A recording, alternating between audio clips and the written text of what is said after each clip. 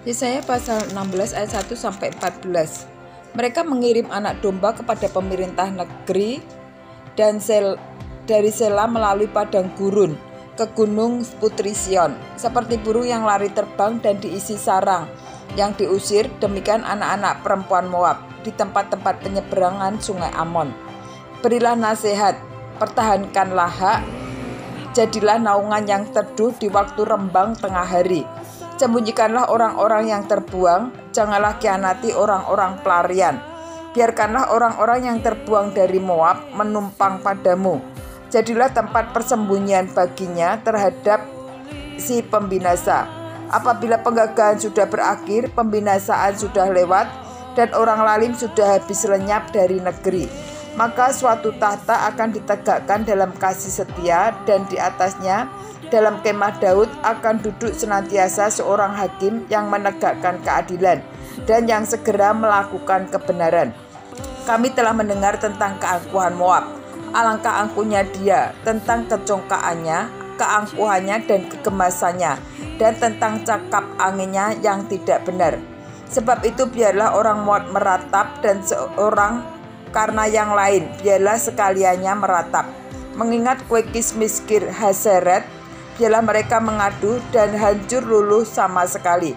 Sebab kebun-kebun Hesibon dan pohon anggur Sibma telah merana. Para penguasa bangsa-bangsa telah memotong pohon-pohon anggurnya yang terbaik, yang dahulu meluas sampai ke Yaeser dan merambat ke padang gurun.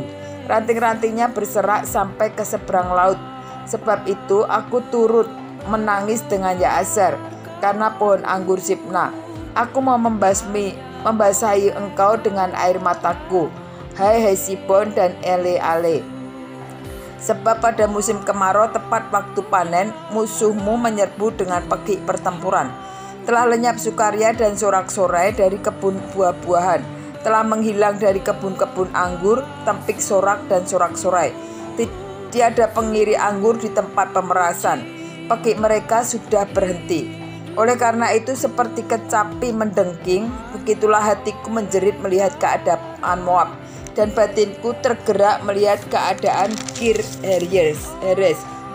Maka sekalipun Moab pergi beribadah dan bersusah payah di atas bukit pengorbanan dan masuk ke tempat kudusnya untuk berdoa, ia tidak akan mencapai apa-apa. Itulah firman yang diucapkan Tuhan tentang Moab pada waktu yang lalu.